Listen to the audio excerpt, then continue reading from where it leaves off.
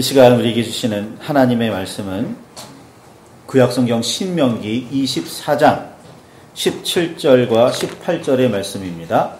신명기 24장 17절과 18절입니다. 찾으셨으면 우리 함께 말씀을 봉독하시겠습니다.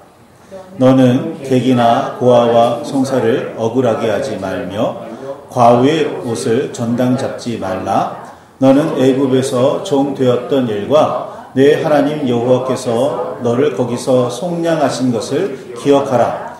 이러므로 내가 내게 이 일을 행하라 명령하노라. 아멘. 아멘. 자리에 앉으시길 바랍니다.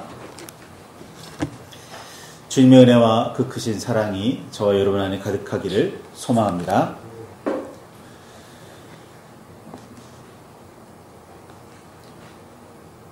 여호와 하나님께서는 명령이 아닌 언약으로 관계를 시작하십니다. 명령이 아니라 언약입니다. 내가 너에게 율법을 줄 테니까 이 율법 반드시 지켜. 무조건 지켜. 너희들 나한테 무조건 이유여를 불문하고 무조건 황소를 가지고 와서 제물을 바쳐야 해. 단도직입적으로 강압적으로 명령하지 않으십니다. 하나님께서는 우리와 언약하시는 분입니다. 나는 이런 하나님이다. 나는 이런 존재다. 너희가 나를 경외하고 너희가 나를 섬기기만 한다면 나는 너희의 하나님이 될 거고 나는 너희에게 복을 주겠다. 너희 나를 섬기겠느냐? 언약으로 다가오시는 분이 하나님이십니다. 그리고 그 언약에 대해서 그렇게 하겠습니다. 응답하는 사람들에게 하나님 함께 하시면서 하나님의 손길을, 은혜를 펼쳐주시는 분, 그분이 하나님이십니다. 이 하나님을 유대인들은 굉장히 강압적인 무서운 하나님으로 경험했고, 이슬람도 비슷하게 하나님을 해석합니다. 오늘날 우리 기독교인들도 만일 하나님을 두려운 분으로만 알고 있다면, 그렇게만 고백하고 있다면 우리도 하나님을 잘못 알고 있는 겁니다. 하나님은 억압이나 명령이 아니라 사랑으로, 언약으로 다가오시는 분이십니다. 언약으로 이루어진 관계는 쌍방이 서로 신뢰하며 언약의 내용이 잘 지켜지는지가 매우 중요합니다. 그렇죠?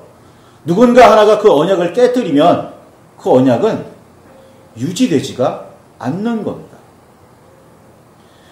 언약을 깨뜨렸는데 복을 받기를 원한다. 이건 말도 안 되는 일이고요. 언약을 깨뜨렸는데 하나님께서 나와 함께 하시길 바란다. 그것도 어불성설입니다. 언약이 지켜져야 합니다. 이사야 49장 15절에는 이런 말씀이 있습니다. 여인이 어찌 그 젖 먹는 자식을 잊겠으며 자기 태에서 난 아들을 긍휼히 여기지 않겠느냐.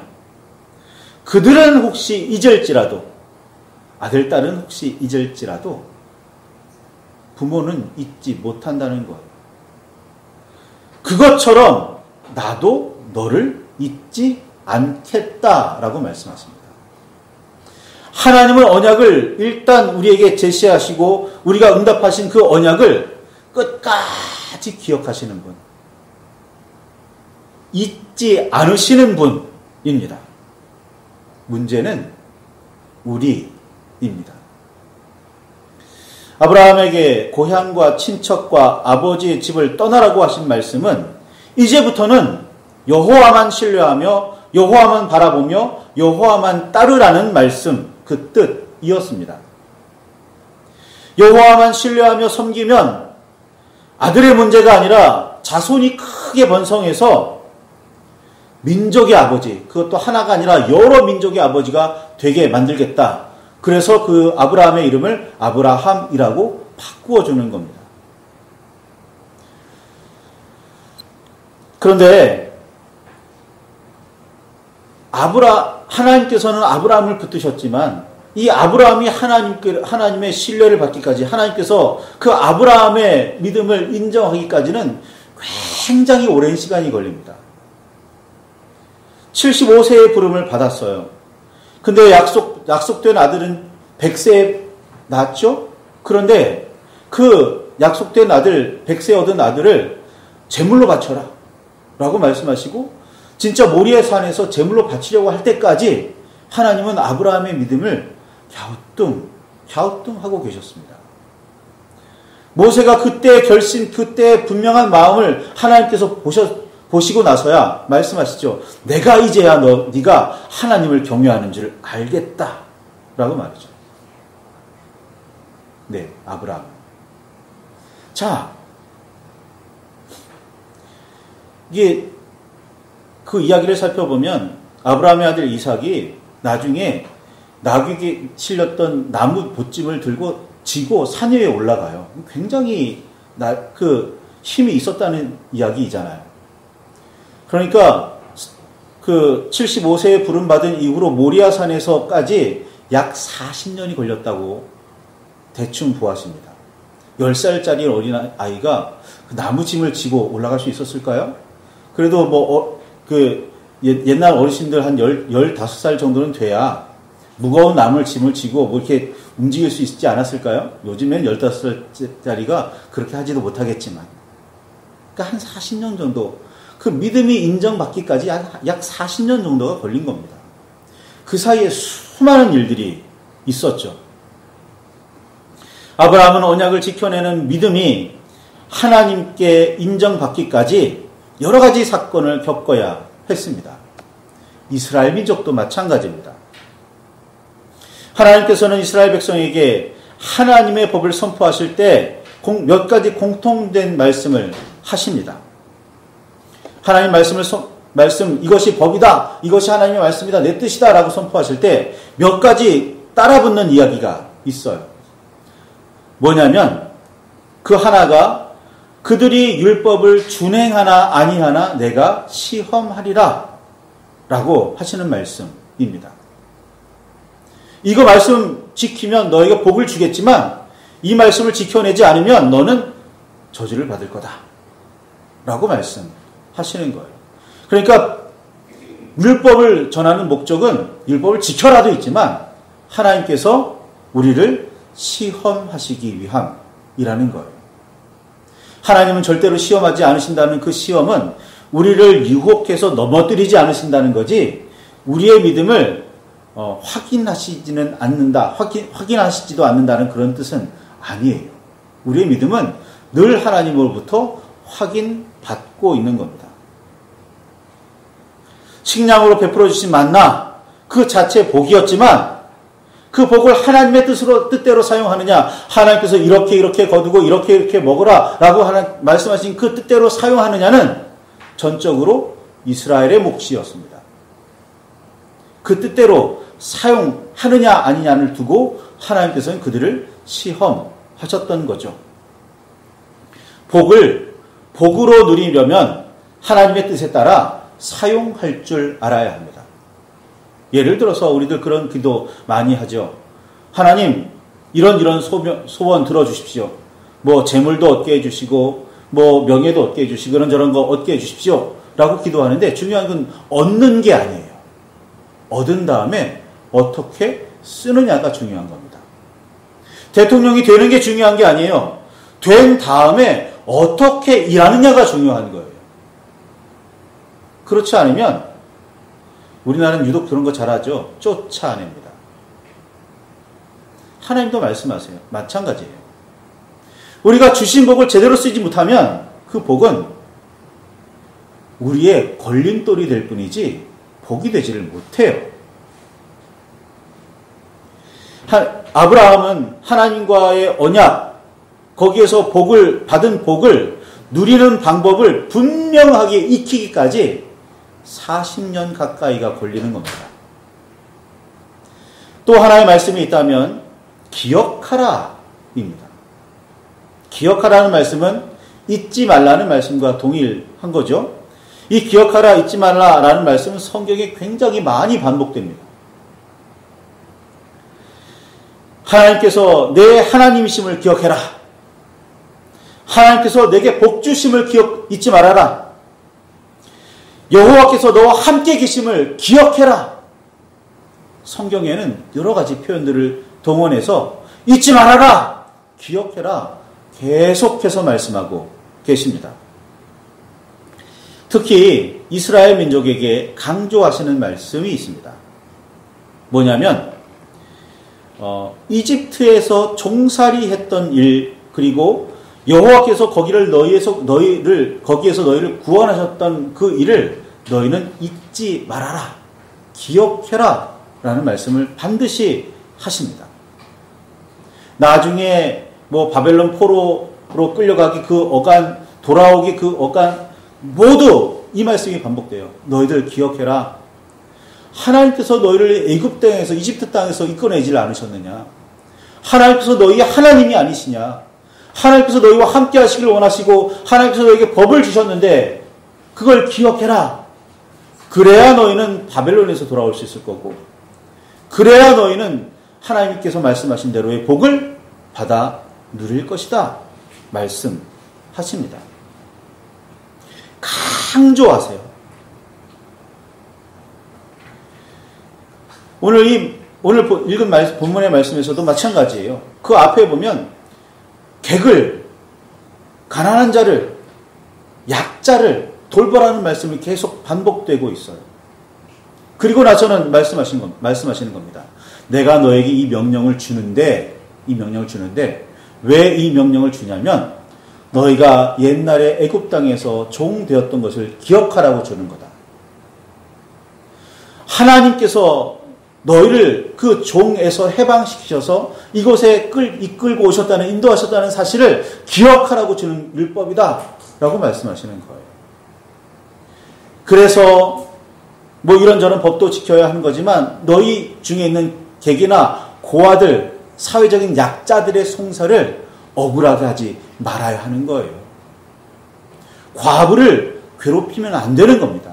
왜? 너희들도 힘이 없다고 그렇게 괴롭힘을 당했는데 그걸 잊으면 되겠느냐는 거예요. 너희 하나님께로부터, 하나님의 은혜로 구원받아서 지금 이렇게 편안하게 살지, 너희 하나님의 은혜가 아니었더라면 너희도 저 고아처럼, 과부처럼, 객처럼 살았을 거야. 이 사실을 잊지 말라고 하시는 말씀이에요. 그러니까 하나님의 은혜를 잊지 말아라라는 거죠. 하나님의 뜻을 기억하라는 겁니다. 하나님께서는 이사야를 통해서 이렇게 말씀하십니다. 44장 21절에 야곱아, 이스라엘아, 이 일을 기억하라. 너는 내 종이니라. 내가 너를 지었으니 너는 내 종이니라. 이스라엘아, 너는 나에게 잊혀지지 아니하리라. 아까도 말씀하셨듯이 영원히 기억하겠다는 말씀과 똑같은 말씀이죠.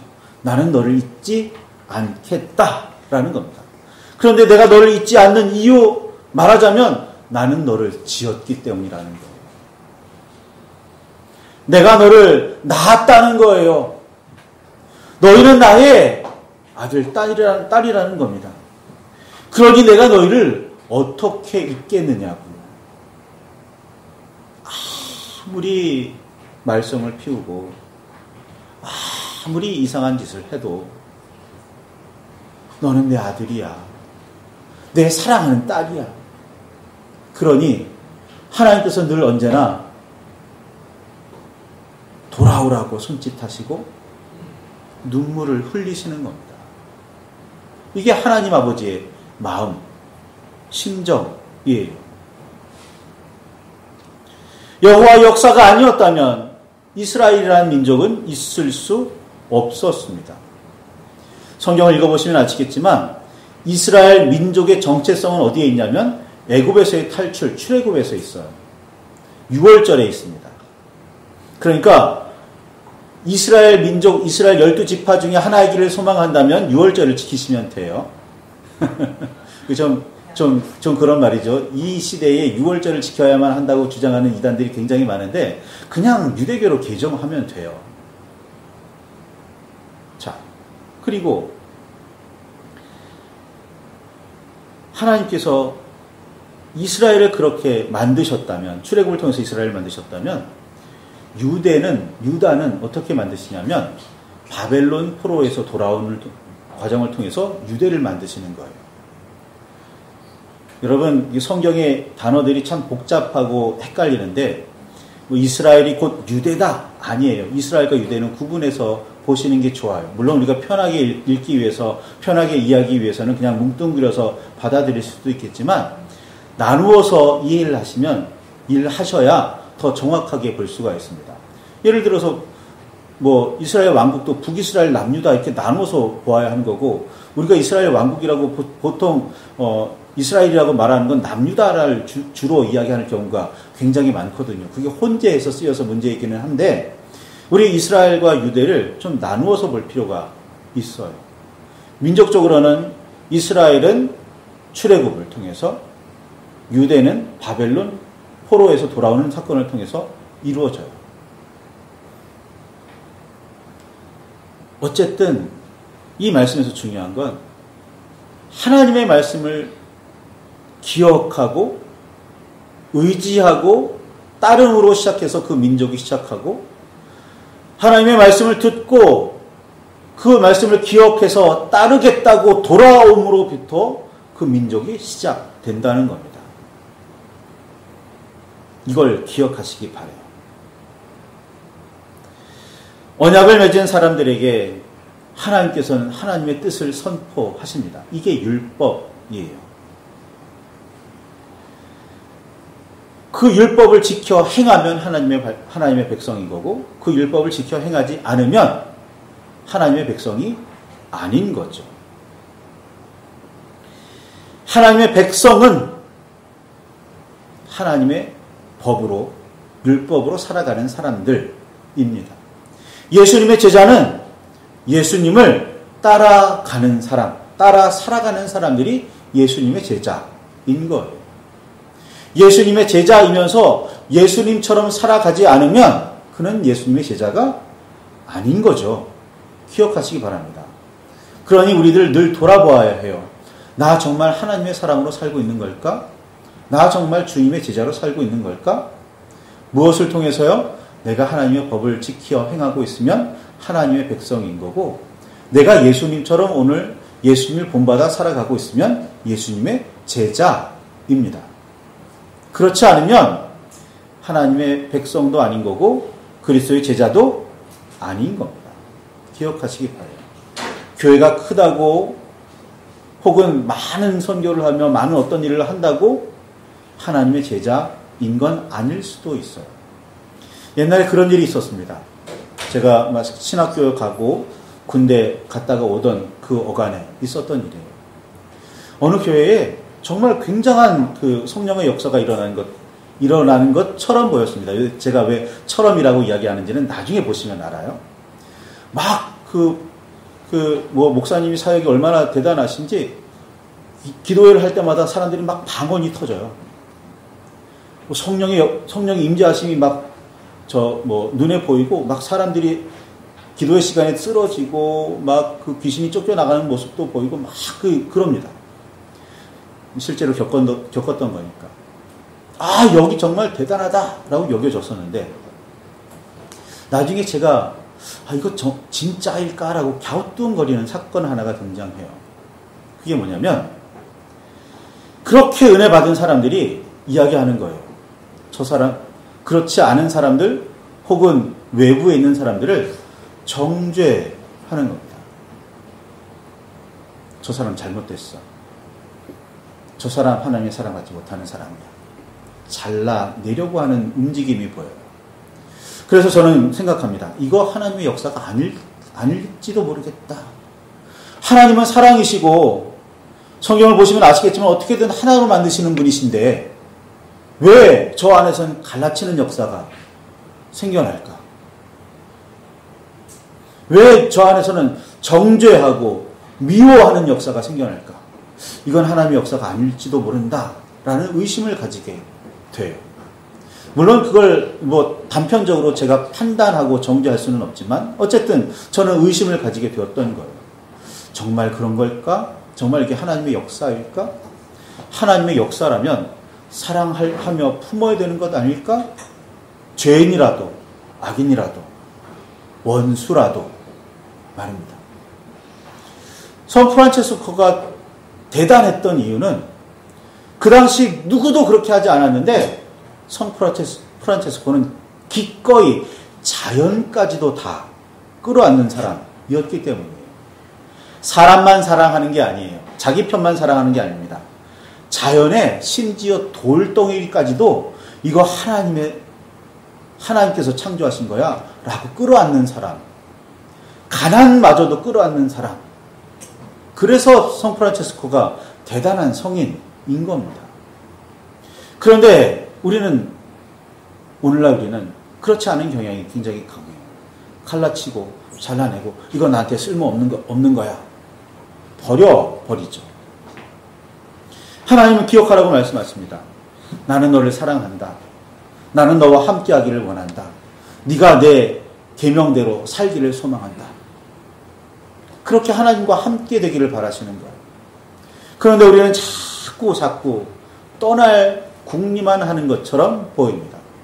어떻게든 삐져나갈 그런 구실을 찾고 있는 것 같아 보여요. 하나님의 백성이 되었기에 하나님의 법을 받을 수 있었고 하나님의 백성이기에 하나님의 법대로 살아갈 의무 그리고 권리가 있는 겁니다. 하나님의 말씀대로 살려고 힘쓰고 애쓰시기를 바랍니다. 하나님께서 이사야를 통해서 또다시 이런 말씀을 하십니다.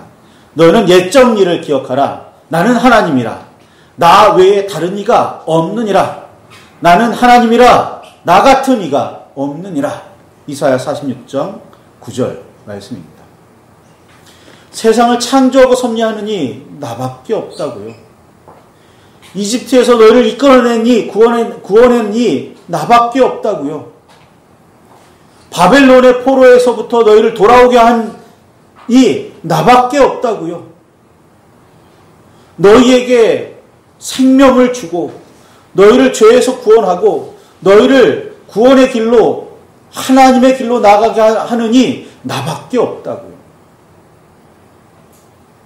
이걸 우리는 기억해야 합니다.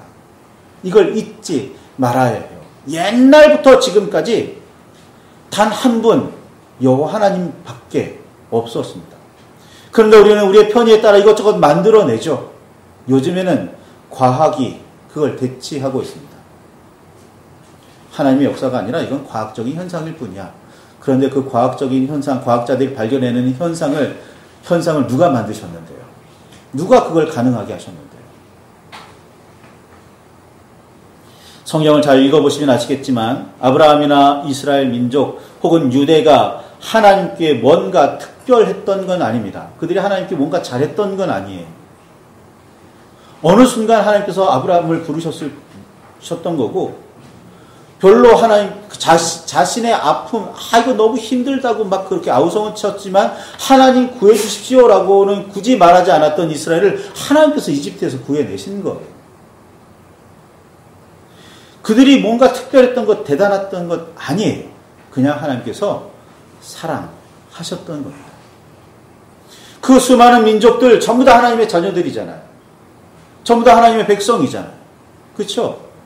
근데 그 중에 아브라함의 자손, 야곱의 아들들은 그래도 좀 남다르겠지라는 생각은 있으셨을지도 모릅니다. 그러나 그들이 하나님 앞에 열심히 신앙생활에서 사랑받았고 그래서 선택받았던 건 아니에요. 그러니 하나님께서 택하신 그 사랑, 그 은혜를 기쁨으로 받을 줄 알아야죠. 그 하나님의 택하심을 즐거워할 줄 알아야죠. 소중히 여길 줄 알아야죠. 나 외에 다른 백성이 선택받을 수도 있었는데 하나님께서는 나를 선택해 주셨어. 이게 얼마나 귀한 사실인데요. 그러니 그 귀한 그 은혜를 소중하게 여기면서 은혜 가운데 하나님의 법 안에 살아야 하는 게 우리들의 의무이기도 하고 권리이기도 한 겁니다. 하나님의 음성에 귀를 기울이시기 바랍니다. 그 하나님의 음성, 이거 정말 하나님의 음성이지 알아채실 수 있기를 바라요. 예전에 이런 비유를 든 적이 있었는데, 자, 그 강아지라는 동물은 참 묘합니다. 그렇죠? 심지어 그런 이야기 하시는 분들도 계시더라고요. 주인의 자동차가 저 멀리서 어디서 들어오는 소리만 들어도 강아지는 문 앞에서 막 그 문을 긁고 있답니다. 주인 온다고. 주인의 소리를 알아챈 거잖아요. 그렇죠? 그런데 우리는 어때요? 하나님께서 외치고 계셔요. 언제나 부르고 계십니다.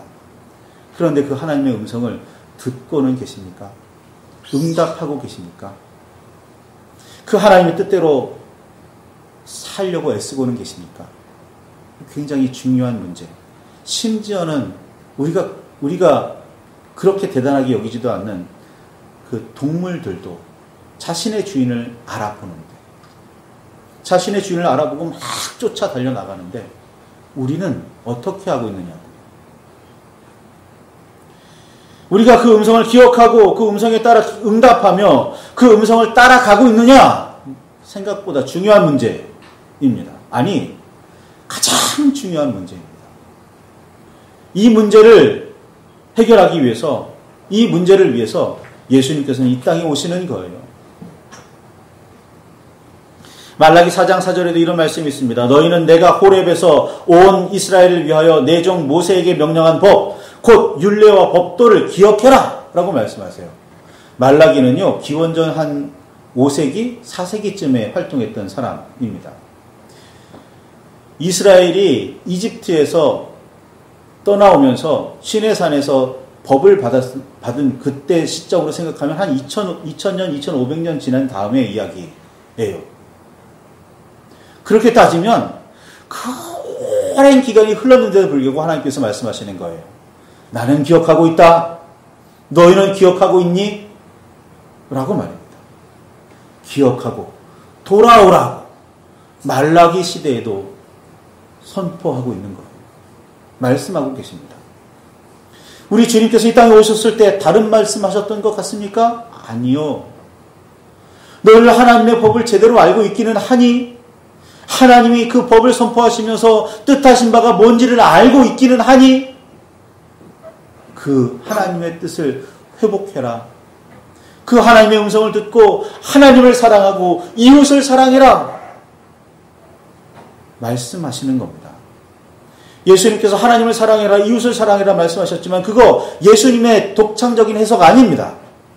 이미 레위기에 있던 말씀이고 신명기에 있는 말씀이에요. 다른 해석이 아니에요. 말씀입니다. 하나님의 말씀이에요. 그걸 근데 그동안 유대인들은 잊고 있다가 예수님께서 말씀하시니까 새로운 말씀으로 들어요. 왜 새로워요? 잊어버렸으니까. 오늘도 마찬가지입니다. 오늘도 우리 하나님의 말씀을 잊고 있는지 기억하고 있는지 살펴봐야 합니다. 예수님께서 부활하셔서 무덤에 없으셨어요. 그런데 여인들 셋은 향품을 가지고 예수님의 시신을 수습하려고 제대로 된 장례를 치르려고 그 새벽에 예수님의 무덤으로 가고 있었습니다. 만일 이 세 여인이 예수님의 말씀을 알고 있었다면, 기억하고 있었다면 문제가 다릅니다. 왜 다르냐고요? 예수님께서는 이미 갈릴리에 계셨을 때 3번씩이나 내가 예루살렘에 가서 이런저런 일을 겪다가 죽기는 하지만 사흘 만에 부활할 거야. 3번씩이나 말씀하셨거든요. 공관 복음 모두에 이 3번이 다 기록되어 있어요. 그러니까 예수님의 말씀을 기억하고 그 말씀을 믿기만 했으면 그 아침에 장례를 준비하려고, 장례를 치르려고 무덤에 갈 일은 없었습니다. 물론 그 무덤에 가겠다는 그 결정 때문에 이 세 여인이 최초의 부활 그 증인이 되지만, 목격자가 되지만, 예수님의 말씀을 기억하고 있었다면 무덤에 가지는 않았을 겁니다. 예수님의 부활을 알고 어떻게 전해 들은 이 세 여인이 기뻐 뛰며 막 사도들을 찾아 들어갑니다. 사도들 그 당시에 숨어 있었거든요. 근데 그 사도들이 이 예수님 부활하셨어요 라는 여인의 말을 듣고서 믿지를 않아요. 믿지를 않습니다. 왜요? 기억을 안 하니까요. 여인들은 예수님 가까이 있지 않았으니까 듣지 못했을 수도 있어요. 제자들은 들었을 거 아니에요. 그 말씀을. 늘 항상 있으면서 예수님 그러면 이해를 못하겠는데 좀 해석해 주세요. 말씀을 새롭게 쉽게 풀어주시기로 했던 제자들 아니에요. 그러니 예수님의 말씀을 전부 다 들었을 거 아닙니까? 그런데 예수님 부활하셨어요 라는 말씀을 듣고 제자들은 갸우뚱 믿지를 않습니다. 베드로 그 놀란 마음으로 그 무덤으로 쫓아 들어가서 무덤을 살펴보기까지는 했습니다. 그래서 예수님 부활하셨다라고 믿었을까요? 천만의 말씀입니다. 예수님의 무덤을 들여다보긴 했는데 베드로 어떻게 했는지 아세요? 갈릴리 바닷가로 돌아갑니다. 물고기 잡으러. 예수님 부활하셨는데 갈릴리 바닷가로 나는 이제 물고기나 잡으란다. 그러고서 갈릴리로 내려가겠습니까? 예수님 부활하셨는데 믿지 않았던 거잖아요. 여호와 하나님과 예수 그리스도의 말씀을 기억하는 일은 매우 중요합니다. 이에 기초하지 않는 믿음은 거짓입니다. 주의 말씀을 기억하고 지켜 행하는 일, 그것이 곧 믿음입니다. 그래서 우리는 말씀을 묵상하라고, 읽으라고, 가능하면 외우라고 그렇게 가르치는 거예요.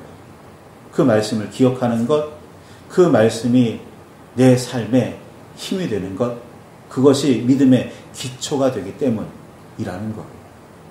기억하시기 바랍니다. 기억하시기 바랍니다. 말씀을, 하나님께서 하신 역사를, 예수님의 십자가를 기억하시기 바랍니다. 그리고 바른 믿음 안에 서셔서 주께서 사용하시는 능력 있는 일꾼들이 되시기를 소망합니다.